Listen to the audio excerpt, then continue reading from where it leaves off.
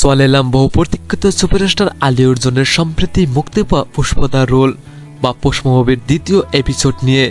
একজন সাধারণ কর্মচারী কিভাবে হয়ে ওঠে আন্ডারওয়ার্ল্ডের কিং, আর সেই কিংকে থামাতে দেশের বড় বড় নেতাদেরও হিমশিম খেতে হয়। কিন্তু এই আন্ডারওয়ার্ল্ডের কিং ছিল বউয়ের কাছে কুপোকাত। বউয়ের আবদার পূরণ করার জন্য দেশের সিএমকেও পরিবর্তন করে ফেলে। কিন্তু এরপর কি হয় জানতে হলে দেখতে হবে আজকের এই ইন্টারেস্টিং মুভির এক্সপ্লেনেশন। গাইজ, সম্পূর্ণ এক্সপ্লেনেশন জুড়ে আমি রানা আছি আপনাদের সাথে। তাহলে গাইজ আর কথা বাড়াবো না, let's go for the explanation. মুভির শুরুতেই আমরা জাপানের একটা প্রাইভেট পোর্টের দৃশ্য দেখতে পাই। সেখানে রাখা কিছু কন্টেনারে লাল চন্দন কাঠে ভরা। এই লাল চন্দন কাঠের মূল্য সম্পর্কে আপনারা পুষ্প অনেক দেখতে পেয়েছেন। শ্রমিকরা যখন কন্টেনার থেকে কাঠ বের করছিল তখন কাঠের সাথে পুষ্প বের হয়ে আসে। আপনারা পুষ্পাকে উল্টো করে ঝুলিয়ে রাখে। এরপর একজন ইন্ডিয়ান লোককে ডেকে এনে পুষ্পা কোথা থেকে এসেছে তা জিজ্ঞেস করতে বলে। লোকটা পুষ্পাকে জিজ্ঞেস করে, কোথা থেকে এসেছিস তুই, ইন্ডিয়া নাকি পাকিস্তান? পুষ্পা কোনো উত্তর না দিলে লোকটি জাপানি বসকে বলে, ও তো অ্যাটিটিউড দেখাচ্ছে, আমি শিওর ও ইন্ডিয়ান। জাপানিরা পুষ্পার গায়ে লাগানো চেনটা একটু টান দিতেই তার পকেট থেকে একটা কাগজ পড়ে।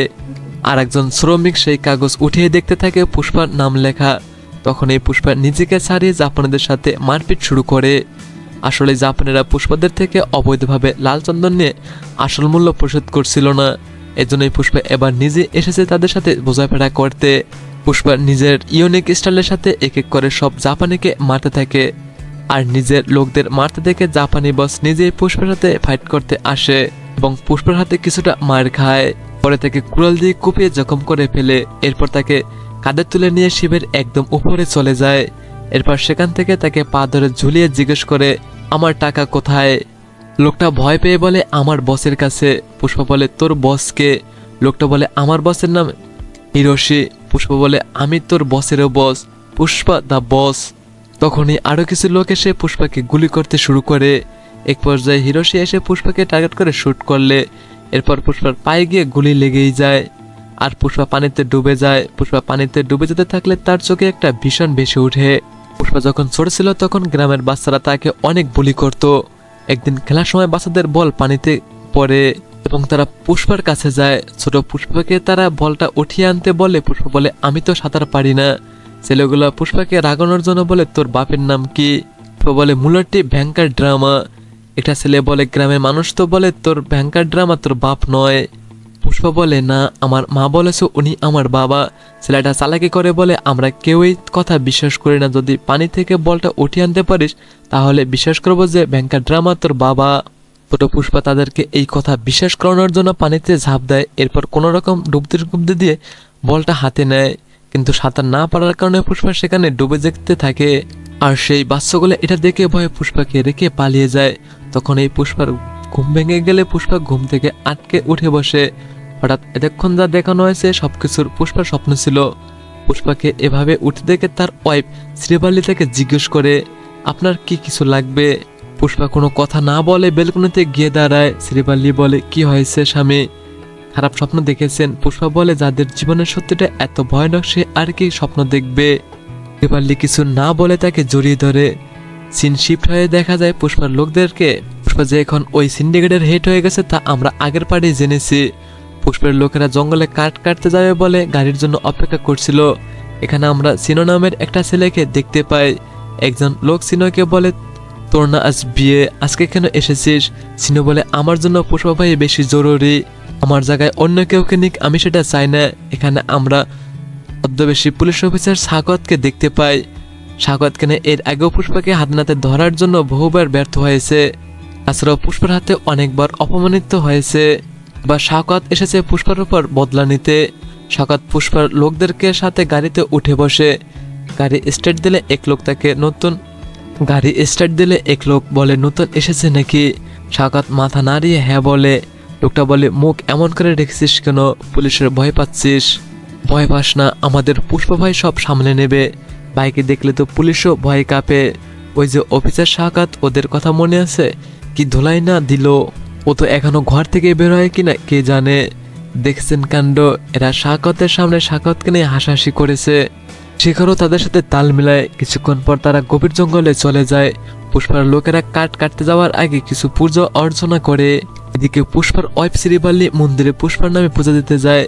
মন্দিরের পুরোহিত তার কাছে পুষ্পার গোত্রের নাম জানতে চায়, কিন্তু শ্রীবাল্লি চুপ করে থাকে, কারণ শ্রীবাল্লি জানে পুষ্পার বাবা তাকে কখনো নিজের সন্তানের পরিচয় দেয়নি। পুষ্পার সৎ ভাইও সেখানে উপস্থিত ছিল। পুষ্পার সৎ ভাই টিটকারি করে বলে, গোত্র থাকলে তো বলবে। পুষ্পার সৎ ভাইয়ের মেয়ে আবার শ্রীবাল্লিকে খুব পছন্দ করত। সে পুরোহিতকে বলে মূল্যটি বংশ, কিন্তু তার বাবা তাকে থামিয়ে দিয়ে বলে আমাদের বংশের নাম বলছে কেন। শ্রীবাল্লি পুরোহিতকে বলে ভগবানের কি কোনো গোত্র হয়? আমার স্বামী আমার কাছে ভগবান, আপনি ভগবানের নাম দিয়ে পূজা শুরু করুন। পুষ্পার সৎ ভাই আরো কিছু টিটকারি করে সেখান থেকে চলে যায়। শ্রীবাল্লির এতে খুব খারাপ লাগলো, সে চুপ থাকে। এদিকে জঙ্গলে শেখর সবার সাথে মিলে অবৈধভাবে লাল চন্দন কাঠ কাটতে থাকে। সবাইকে টাকা দেওয়ার সময় যখন একজন লোক তার নাম জিজ্ঞেস করে, শেখর বলে আমার নাম শেখর। নাম শুনে লোকটা একটু অবাক হয়ে জিজ্ঞেস করে কি নাম বলেছো? স্বাগত বলে, স্বাগত বল সিং। এবার সবাই অবাক হয়ে তার দিকে তাকায়। স্বাগত ব্যাগ থেকে অগটুকি বের করে তার ফোর্সকে আসতে বলে, আর নিজে তাদের দিকে গান তাক করে বলে এক পা লড়লেই গুলি করে দিব। এরপর সেখানে ফোর্সেসের চারদিক থেকে ঘেরাও করে পুষ্পার সকল লোককে থানায় নিয়ে যায়। তাদের সাথে সিনা নামে একটি লোকও ছিল। এদিকে সিনোর আসবে, সবাই সিনোর জন্য অপেক্ষা করছিল। কনের বাবা খবর নিয়ে জানতে পারে সিনোকে পুলিশ ধরে নিয়ে গেছে, এজন্য সে তার মেয়েকে অন্য একটা ছেলের সাথে বিয়ে দিতে চায়। কিন্তু সিনোর হবু ওয়াইফ বলে এখনো লগ্ন শেষ হয়নি, সময় মতো সিনো চলে আসবে, পুষ্পা ভাই ওকে নিয়ে আসবে। মেয়ের বাবা বলে পুষ্পা ভাই সে একজন দিনমজুর ছাড়াতে কখনোই যাবে না। অন্যদিকে পুষ্পাকে দেখা যায় সে অলরেডি সিনুকে ছাড়িয়ে আনতে থানায় পৌঁছে গেছে। পুষ্পার এন্ট্রিটা দেখার মতো ছিল। পুষ্পাকে দেখে এসআই বলে কি খবর পুষ্পা, এখানে কি কারণে আসলে? পুষ্পা বলে আমার লোকদের ধরে নিয়ে এসেছো আর আমি আসবো না? সিনুকে ছাড়িয়ে নিতে এসেছি, আজও বিয়ে। এসআই বলে এটা এখন সম্ভব না, এই 230 জন লোকের নামে এফআইআর করালে হয়েছে, যদি আরেকজনকে ছাড়ে তো আমি ঝামেলায় পড়ব। পুষ্পা তার কথা না শুনে কনস্টেবলকে বলে সিনুকে নিয়ে আসতে। কনস্টেবল ভয় পেয়ে জানায় এখানে 2 জন সিনু রয়েছে পুষ্পা ভাই, 2 জনকে নিয়ে আসতে চাইলে এসআই বলে আমি এটা করতে পারবো না, সাকওয়াত স্যার অনেক স্ট্রিক্ট হয়ে গেছে, আর এসব কিছু এখন রুলসের বাইরে। পুষ্পা বলে আপনার স্যালারি কত? 10,000 টাকা, কিন্তু মেয়ের বিয়েতে 5 লাখ টাকা নিয়েছেন, সেটা কোন রুলসের মধ্যে পড়ে? এখানে একজন সাধারণ কনস্টেবলের স্ত্রী 9 লাখ টাকা দিয়ে গয়না কিনতে পারে, সেটা কোন রুলসের মধ্যে পড়ে? একটা কথা বলে রাখি, এই পুরো এরিয়ায় এখন শুধু একটা রুল চলবে, আর সেটা পুষ্পার রুলস। এরপর কনস্টেবল গিয়ে যে সিনুর বিয়ে তাকে নিয়ে আস। পুষ্পা সিনুকে বিয়ের কাপড় দিয়ে সেটা পরে আসতে বলে। তখন এই পুষ্পা লক্ষ্য করে সিনুকে আঘাতের দাগ। পুষ্পা বলে এগুলা কিভাবে হয়েছে? সিনু বলে এমনিতেই ভাই। পুষ্পা তার লোকদের কাছে গিয়ে দেখে সবার গায়ে আঘাতের চিহ্ন। ফ্ল্যাশব্যাকে দেখা যায় সাকাত এদেরকে আসার আগে এখানে প্রচন্ডভাবে মেরেছে, এমনকি তার লোকদের হাতে গুলিও করেছে। হাতে গুলি লাগা সেই লোক বলে ওরা আমাদের শরীর থেকে রক্ত তো বের করতে পেরেছে, কিন্তু মুখ থেকে আপনার নাম বের করতে পারেনি। নিজের লোকদের এমন অবস্থা দেখে পুষ্পা প্রচুর রেগে যায় আর বলে আমি আমার সব লোকদেরকে নিয়ে যাব। এসআই পুষ্পার কাছে এসে রিকোয়েস্ট করে বলে স্যার আমাদের চাকরি চলে যাবে, এমনটা করবেন না প্লিজ। পুষ্পা বলে আচ্ছা, তাই আমি কারো ক্ষতি করতে চাই না। এরপর পুষ্পা সকলকে লাইনে দাঁড় করায় আর এক এক করে সবাইকে তাদের চাকরি করে সারা জীবনে যত টাকা বেতন পেত সব একসাথে দিয়ে দেয়, বা চাকরি না করে সারা জীবনের বেতন পায় গেল। আপনি কি এরকম পেতে চান নাকি তা কমেন্ট করে অবশ্যই জানান। দিকে সাকাত পুলিশ স্টেশনে এসে দেখতে পায় পুরো স্টেশন খালি। একজন ইন্সপেক্টর এসে সাকাতকে পুষ্পের ব্যাপারে সবকিছু বলে। সাকাতের সাথে থাকা পুলিশ সেই ইন্সপেক্টরকে দেখে বলে যাক, অত্যন্ত একজন ইমানদার অফিসার থানায় আছে। সেই ইন্সপেক্টর বলে কিসের ইমানদার? আমিও পুষ্পার থেকে টাকা নিয়েছি, আমি অপেক্ষা করছিলাম আপনাদেরকে চাবি দেওয়ার জন্য। পর সেও সেখান থেকে ছুটে যায়। সাকাত বলে আমি এত কষ্ট করে নিজের হাতে জাল তৈরি করেছি এই শিকারকে ধরার জন্য, আর সেও ইগলের মতো উড়ে এসে আমার শিকার সূত্রে নিয়ে গেছে, আমি পুষ্পকে দেখে নিব। অন্যদিকে পুষ্পা সিনু সহ তার লোকদের নিয়ে সিনুর বিয়েতে যায়, আর সে নিজের দাঁড়িয়ে থেকে সিনুর বিয়ে দিয়ে দেয়। এরপর থেকে পুষ্পা তার কাজ আরো সাবধানে করতে থাকে। পুষ্পা তার লোকদের চোখে হিরোতে পরিণত হয়েছিল। আবার সবসময় অ্যাটিটিউড নিয়ে থাকা আমাদের পুষ্পা ভাইও তার বউয়ের কাছে সে বাচ্চা হয়ে যেত। এভাবেই কিছুদিন কেটে যায়। সুদীপার সাথে পুষ্পার ভালো সম্পর্ক হয়ে যায়। পরের দৃশ্যে পুষ্পাকে সিএমের সাথে দেখা করার জন্য রেডি হতে দেখা যায়। পুষ্পা রেডি হয়ে শ্রীবাল্লির কাছে আসলে শ্রীবাল্লি বলে অনেক সেজে যাচ্ছ যে সিএম এর সাথে একটা ফটো তুলে নিয়ে এসো, আমি ড্রয়িংয়ে বড় করে ছবি লাগিয়ে রাখবো। পুষ্পা বলে আচ্ছা তুলবো, আমি আমার ওয়াইফের জন্য সবকিছুই করতে পারি। পর তারা দুজন রোমান্টিক মোডে চলে যায় আর একসাথে কিছুটা পার্সোনাল সময় কাটায়। পুষ্পার লোকেরা নাস্তা না করে তার জন্য নিচে অপেক্ষা করছিল, এই সুযোগে তারাও নাস্তা করে নেয়। পুষ্পা সুদীপার সাথে সিএম অফিসে আসলে রিপোর্টার্সরা তাকে ঘিরে ধরে। রিপোর্টার্সরা পুষ্পাকে জিজ্ঞেস করে সেখানে কেন এসেছে। পুষ্পা বলে আমার ওয়াইফ সিএম এর সাথে ছবি তুলতে বলেছে তাই আসছি। সুদীপা কোনো রকম রিপোর্টার্সদের সাইড করে পুষ্পাকে নিয়ে ভেতরে পৌঁছে আসলে সুদীপা এখানে এসেছিল মিনিস্টার হওয়ার জন্য, সিএম এর সাথে কথা বলতে, আর পুষ্পা তার সাথে এসেছে। সুদীপা বলে আমি মিনিস্টারের সাথে কথা বলার পাশাপাশি সিএমকে বলবো ওই শাওকতকে যেন বদলি করে দেয়। পুষ্পা বলে তার কোনো প্রয়োজন নেই, তাহলে শাওকত ভাববে আমি ওকে ভয় পেয়ে বন্দি করিয়েছি।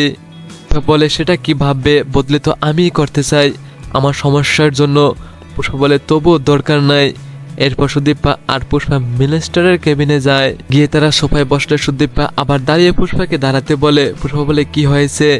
সুদীপা বলে তুই যতক্ষণ দাঁড়িয়ে থাকিস ততক্ষণে ঠিক থাকিস, বসলে তোর পায়ের সাথে সাথেও ভাবও উপরে উঠে যায়। পুষ্পা বলে এই পা পুষ্পাকে বয়ে বেড়ায়, এটুকু ভাব তো থাকবেই। সিএম অন্য লোকদের সাথে কথা বলে পুষ্পাদের সাথে কথা বলতে আসে। সিএম পুষ্পাকে দেখেই চিনে ফেলে আর বলে তোমার নাম অনেক শুনেছি, তুমি না সে যে পুলিশ স্টেশন খালি করে ফেলেছিলে। সুদীপা বলে হ্যাঁ। এরপর সুদীপা সিএম এর চাদর পরিয়ে দেয় এবং তার সাথে কিছু ছবি তোলে। যখন সিএম এর সাথে ছবি তুলতে যায় পুষ্পা, তখন সিএম ক্যামেরাম্যানকে ছবি তুলতে নিষেধ করে। সিএম বলে আমি এক স্মাগলারের সাথে ছবি তুলবো আর সেটা কোনো রিপোর্টার্সদের হাতে গেলে আমার বদনাম হবে না। পায়ের জুতো যতই দামি হোক আমরা তো সেটা হাতে পরি না, তাই না? তেমন আমিও সবার সাথে ছবি তুলতে পারবো না। তবু ক্যামেরাম্যান একটা ছবি ভুলে তুলে ফেলে। সিএম ক্যামেরাম্যানের হাত থেকে ক্যামেরা নিয়ে ক্যামেরা নষ্ট করে ফেলে। পুষ্পা সিএম এর এমন আচরণে অনেক রাগ হয়, কিন্তু সে সিএমকে কিছু না বলে চুপচাপ সেখান থেকে বেরিয়ে যায়। সুদীপ এরপর সিএম এর সাথে কথা বলে, বাইরে এসে দেখে পুষ্পা চিলমুড়ি বসে আছে। সুদীপ বলে ভেতরে যা হয়েছে তা দেখে তো আমি ভয় পেয়ে গেছি, কিন্তু ওকে দেখে সব ঠিকঠাকই মনে হচ্ছে। সুদীপাকে দেখে পুষ্পা বলে তোমার কাজ হয়ে গেছে। সুদীপা বলে হ্যাঁ হয়ে গেছে, কোন মিনিস্টার হবো জানি না, তবে মিনিস্টার হয়েই যাব, কিন্তু তার জন্য কিছু টাকা পয়সা তো খাওয়াতেই হবে। পুষ্পা বলে এই কাজ না, শাওকতকে ট্রান্সফার করার কথা বলেছিলেন না। সুদীপা বলে তুই তো মানা করলি। পুষ্পা বলে তাও তুমি জিজ্ঞেস করোনি। সুদীপা বলে হ্যাঁ করেছে। সিএম বলে সব পুলিশের সাথে সে পাঙ্গা নিতে পারবে না, এখন শাওকতকে ট্রান্সফার করানো সম্ভব নয়, তাই সে মানা করে দিয়েছে। পুষ্পাকে রেগে থাকতে দেখে সুদীপা বলে সিএম স্যার ছবি তুলতে মানা করে দিয়েছে তাই রেগে আছিস তাই না? পুষ্পা বলে এমন কিছুই না, আমি বুঝতে পাইনি উনি সিএম, আমার মতো গুন্ডার সাথে ছবি তুলবে, সমস্যা হতে পারে। যদি তুমি সিএম হতে তাহলে তুমিও এমনটাই করতে। সুদীপা বলে আমি এমনটা কেন করব, আমি হলে ছবি অবশ্যই তুলতাম। পুষ্পা বলে ছবি তুলবে আমার সাথে? সুদীপা বলে হ্যাঁ, কেন তুলবো না। পুষ্পা বলে তাহলে তুমি সিএম হয়ে যাও, এসব মিনিস্ট্রি দিয়ে কিছুই হবে না, একটু বড় চিন্তা করো। পুষ্পা যখন তোমার পাশে আছে তাহলে এত সমস্যা কিসের?